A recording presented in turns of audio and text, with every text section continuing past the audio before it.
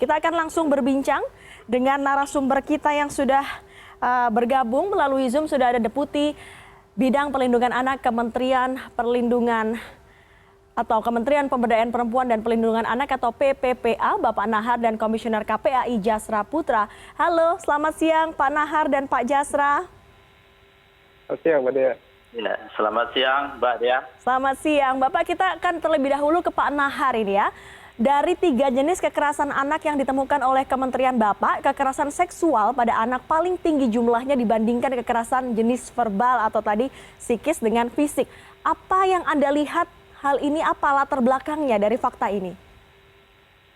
Iya, sistem informasi online ini selalu kami update berdasarkan laporan dari 3.000 lembaga penyedia layanan yang masuk ke kementerian ya.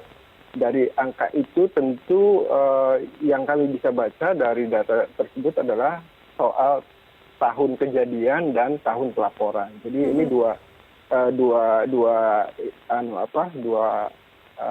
kunci yang harus kita bedakan, karena misalnya yang dilaporkan itu angkanya bisa berbeda dengan angka kejadiannya. Nah, dari pergerakan dari misalnya bulan Januari, Februari, lalu kemudian masuk ke masa pandemi, itu juga dari situ bisa kelihatan di awal-awal pandemik misalnya angka kasusnya pergerakannya agak tersendat misalnya karena perubahan, kan biasanya mudah untuk melaporkan. Jadi ini pas pada saat pandemi agak tersendat laporannya, tapi kemudian beberapa bulan setelah itu pergerakannya terus kembali lagi kita dapatkan laporan-laporannya. Jadi artinya bahwa angka yang besar itu adalah angka sesungguhnya kesadaran daerah untuk bersama lembaga-lembaga yang ada di wilayah itu untuk melaporkan kasus-kasus seperti itu, sehingga di tingkat nasional maka pergerakan dari semua wilayah itu bisa terekam di situ. Dari rekaman data itu kemudian kita bisa memilah ada 3 jenis kekerasan ditambah tadi eksploitasi, trafficking, penelantaran dan lain-lain. Jadi lalu kemudian disimpulkan bahwa kekerasan seksual itu angkanya paling tinggi dari jenis kekerasan lainnya gitu. Pak Nahar, apakah ada faktor ekonomi yang melatar belakangi kekerasan kepada anak ini meningkat selama pandemi? Karena kita tahu bahwa pemutusan hubungan kerja juga kerap kali dilakukan oleh pemilik modal kepada karyawannya. Iya, dari sistem informasi online ini tidak bisa terbaca, tetapi dari pengalaman kasus-kasus yang kemudian terproses ke hukum, lalu kemudian kita dampingi, maka ada beberapa indikator yang menguatkan bahwa kejahatan seksual, kekerasan seksual itu sebagian dipicu juga oleh faktor ekonomi. Misalnya ketika ada orang yang mencoba menawarkan pekerjaan di medsos, lalu kemudian karena tidak ada aktivitas, tidak ada penghasilan dan segala macam, lalu kemudian misalnya dari kasus yang terakhir di Jakarta dan di Pontianak, itu anak-anak tanpa sepengetahuan orang tua atau kemudian karena misalnya ada kebutuhan lain, tidak punya akses untuk memenuhi itu, lalu kemudian maka kejadian-kejadian itu muncul. Jadi beberapa kasus ada indikasi karena dipicu oleh akses untuk mendapatkan pemenuhan kebutuhan sehari-hari itu juga nampak dari beberapa kejadian.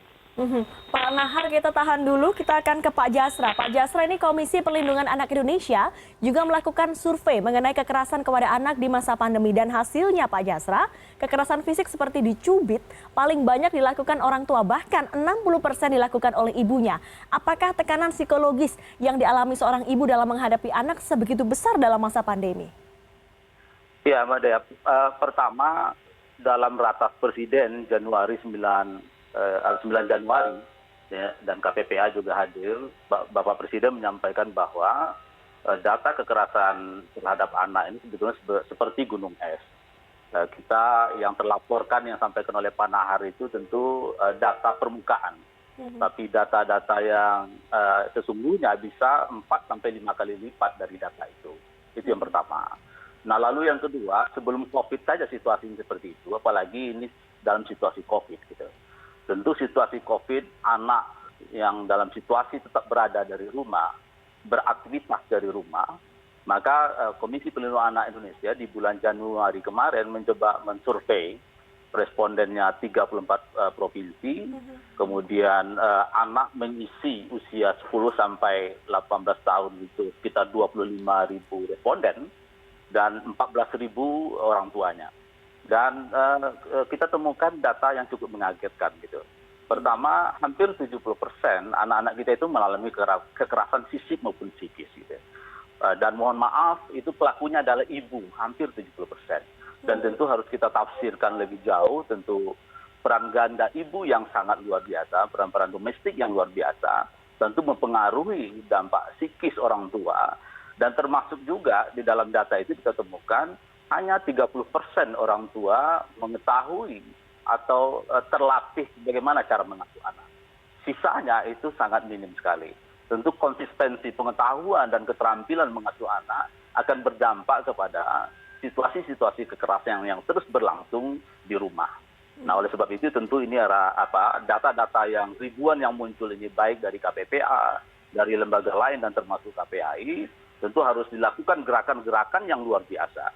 Pak Nahar mungkin salah satu penanggung jawab 15 klaster pelindungan anak dalam perlindungan khusus. Dalam situasi bencana ini tentu gerakan-gerakan bersama kita termasuk dengan KPPA dan melihat potensi-potensi lokal, kearifan lokal dan kekuatan-kekuatan yang pengasuhan yang ada pada orang tua ini menjadi kunci utama harus kita dukung dan harus kita kuatkan gitu Mbak Dea. Pak Jasra, mengapa posisi ibu? Karena kan ini kalau kita lihat kan kalau berbagi peran ini sebenarnya ayah dan ibu sebenarnya bisa melakukan hal yang sama dalam konteks mendidik anak. Kenapa ibu menjadi sosok yang paling banyak melakukan kekerasan terhadap anak? Jadi dalam pendampingan misalnya pembelajaran jarak jauh itu memang peran ibu itu sangat banyak, sangat luar biasa. Tentu kita apresiasi ya peran ibu yang sangat luar biasa mendampingi pembelajaran anak-anak kita yang pada hari ini tetap berlangsung. Maka situasi-situasi yang tidak semuanya kondusif, situasi rumah yang tidak semuanya kondusif, pemahaman pengetahuan yang terbatas soal pengasuhan, ditambah lagi tadi soal keluarga yang katakanlah soal ekonomi tadi ya yang di PHK, dikurangi pekerjaannya, dikurangi gaji dan seterusnya, tentu akan menambah situasi-situasi rumah yang tadi itu berpotensi mengalami kekerasan terhadap anak. Dan relasi kuasa yang sangat begitu luas, terutama ibu ya yang selalu mendampingi anak dalam pembelajaran misalnya, ini kan sangat kita sayangkan. Bapak ya hanya sekitar 30% peran Bapak untuk melakukan pengasuhan. Padahal Bapak sangat penting, kedua-duanya sangat penting untuk memberikan pendampingan agar isu hulu ini, isu kekerasan yang ada di rumah katakan seperti itu, ini kan bisa diselesaikan peran-peran ibu dan bapaknya. Saya yakin tidak ada bapak dan ibu yang jahat, gitu. Tapi yang ada adalah pemahaman dan keterampilan pengasuhan yang terbatas, situasi rumah yang tidak kondusif. Kita bayangkan di Jakarta misalnya, di gang-gang sempit itu dengan ukuran 3 kali 4 kos-kosan keluarga kita, di situ berlangsung pembelajaran jarak jauh, di situ interaksinya semuanya, dapur juga di situ. Nah, situasi-situasi sulit yang dihadapi oleh anak-anak kita, tentu kita berharap pemerintah dan pemerintah daerah dan termasuk masyarakat bergerak bersama. Karena sekali lagi perlindungan anak itu butuh orang sekampung se-Indonesia ini untuk memberikan kontribusi bagaimana anak-anak kita ini bisa terlindungi dan bisa terpenuhi hak-haknya gitu Mbak Dea. Melihat fakta bahwa kekerasan yang dilakukan oleh ibu di masa pandemi ini semakin meningkat, saya jadi ingat dengan program yang pernah digaungkan beberapa waktu yang lalu oleh Menteri PPPA. Saat itu saya membaca di awal bulan April ini mengenai motor atau mobil perlindungan. Saya ke Pak Nahar, seberapa efektif Molin ini atau mobil perlindungan ini dijalankan di daerah-daerah untuk bisa menekan angka kekerasan terhadap anak?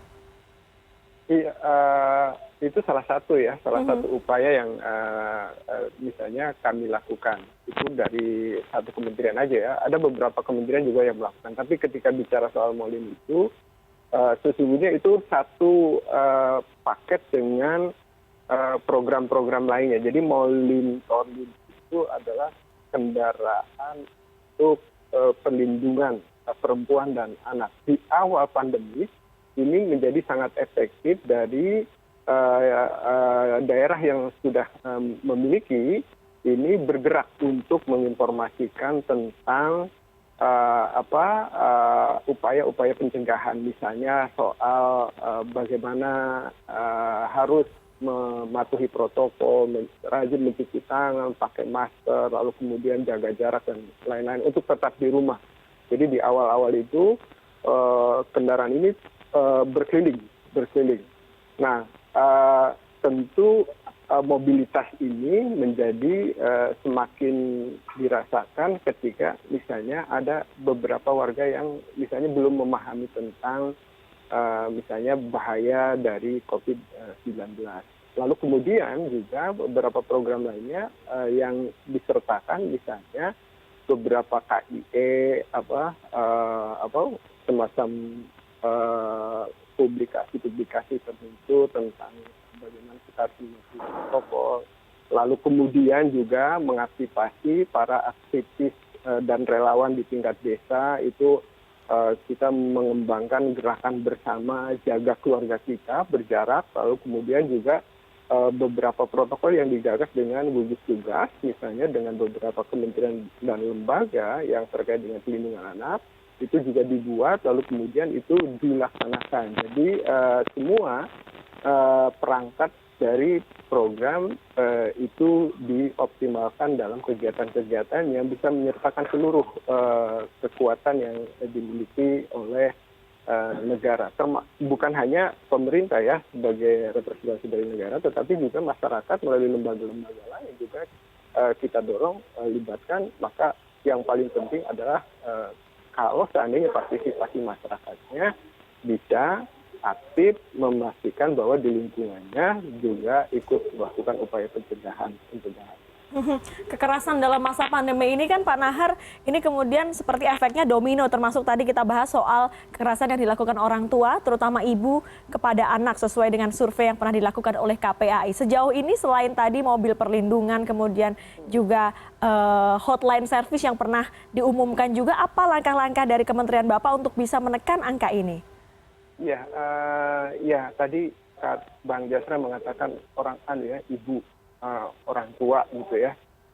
Di data kami misalnya ada beberapa ketika data ini dibaca dari pelaku kekerasan, maka ada beberapa pihak misalnya orang tua, keluarga, saudara, suami, istri gitu ya, dan lain-lain orang yang terdekat. Lalu kemudian juga program-program lainnya yang kita kembangkan, misalnya hotline terkait dengan layanan sehat jiwa yang digagas bersama dengan Kemenkes, dengan gugus tugas, dengan KSP dan Kominfo, itu juga dikembangkan sehingga pada saat itu layanan dibuka, maka masyarakat menghubungi nomor itu, lalu kemudian para psikolog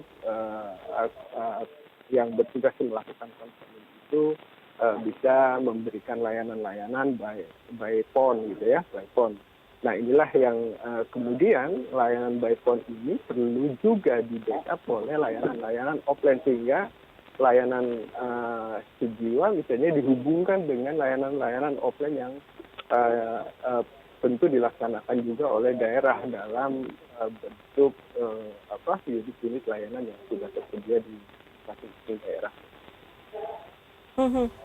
Terakhir kita ke Pak Jasra. Pak Jasra, ini saya juga melihat survei di KPAI hanya 3% anak yang melaporkan atau bercerita kekerasan mereka yang mereka dapatkan ke layanan konsultasi atau pengaduan. Apa yang belum ideal dari layanan konsultasi yang dimiliki pemerintah saat ini? Iya, dalam situasi pandemi ini kan semuanya online ya. Tentu kita berharap anak-anak kita yang sudah memiliki gawai ini kan bisa terinformasikan hotline-hotline yang tersedia baik oleh pemerintah pusat maupun pemerintah daerah.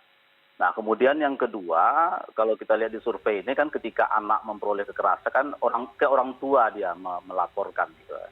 Walaupun ketika orang tua menerima atau melihat kekerasan, dia tetap melapor ke hotline yang ada dan termasuk pada KPAI. Nah, oleh sebab itu tentu ini nomor hotline kita ini kan terlalu banyak ya. Kebakaran ada nomor hotline-nya, kesehatan ada hotline-nya, perlindungan anak juga ada hotline-nya gitu. Dan tidak semua orang tua hafal dengan hotline itu. Nah, ini perlu kita pikirkan bagaimana satu nomor yang bisa ketika anak atau orang tua menghubungi itu terintegrasi dengan nomor dan termasuk layanannya gitu. Karena sekali lagi kalau hanya melapor kemudian tidak ada tindak lanjut, tentu situasi-situasi anak memperoleh kekerasan itu kan akan semakin bertambah dan bisa beberapa kasus kita lihat akhirnya meninggal gitu. Akhirnya kita orang dewasa dan termasuk pemangku kepentingan anak kadang-kala kan terlambat dengan respon laporan-laporan itu. Nah, tentu kita dengan simponi yang ada Pak Nahar, kita berharap karena kata Pak Nahar tadi adalah real time, ya tentu responnya juga real time juga gitu ya. Terintegrasi dengan kepolisian, dengan Peksos kita, dengan PATBM kita dan seterusnya gitu. Nah, ini perlu kita kuatkan dari dukungan SDM, kuatkan dari sisi infrastruktur infrastruktur langit yang dibilang Pak Jokowi itu ya IT kita. Karena sekali lagi di Indonesia ini tidak semuanya terakses dengan IT gitu. Jangankan bicara IT, listrik pun agak sulit di sana. Nah, oleh sebab itu bagaimana cara jalan keluarnya tentu kearifan-kearifan lokal, tokoh-tokoh agama kita, tokoh-tokoh adat kita tentu harus bersama-sama menggerakkan. Situasi-situasi kekerasan itu tidak boleh dibiarkan atau diabaikan gitu. Karena sekali lagi kalau kita telat untuk merespon tentu dampaknya sangat luar biasa bagi anak-anak kita. Apalagi dari beberapa kasus pelakunya adalah orang terdekat gitu. Yang tentu relasi kuasa yang sangat kuat ini anak-anak kita berada dalam situasi yang lemah itu. Nah, oleh sebab itu tentu Pak Nahar mungkin Kementerian PA yang mencoba mengkoordinasikan layanan-layanan yang ada ini mudah-mudahan bisa efektif gitu ya, bisa cepat, responnya juga cepat gitu ya, sehingga anak-anak kita tidak berjatuhan korban gitu Mbak Dea. Baik, respon yang cepat diminta oleh KPAI kepada negara untuk bisa mengurangi dampak atau angka kekerasan terhadap anak. Terakhir, untuk Pak Nahar, pesan-pesan bagi masyarakat supaya tidak ada lagi kekerasan terhadap anak, mungkin pesan kepada orang tua? Ya, untuk saat ini pastikan bahwa kita siap menghadapi COVID-19. Jadi siap itu artinya bahwa tahu bagaimana kita patuh terhadap protokol kesehatan, karena angka misalnya yang positif dan meninggal itu angkanya terus bergerak gitu ya, jadi mendekati angka 2%. Inilah yang harus diwaspadai oleh semua orang tua, karena ada 3 klaster terakhir yang ditekankan adalah satu klaster keluarga, lalu kemudian kantor, lalu kemudian kita sebentar lagi mendekati pilkada. Jadi begitu klaster keluarga, maka pastikan bahwa keluarga bisa saling memahami, lalu kemudian juga tetap utuh menguatkan hubungan baik antara anak dengan orang tua, penuh kasih sayang dan segala macam, hindari kekerasan, lalu kita berharap bahwa itu akan menjadi kekuatan keluarga menghadapi situasi yang saat ini masih belum kelihatan mereda gitu ya. Oleh karena itu maka tidak hanya dari faktor kesehatan yang kita perhatikan, maka dari faktor psikis di keluarga ini menjadi penting untuk bersama-sama melawan situasi yang sedang tidak menguntungkan. Baik, terima kasih Pak Nahar, Deputi Bidang Perlindungan Anak Kementerian Pemberdayaan Perempuan dan Perlindungan Anak Indonesia, dan juga tadi ada Pak Jasra Putra, Komisioner KPAI.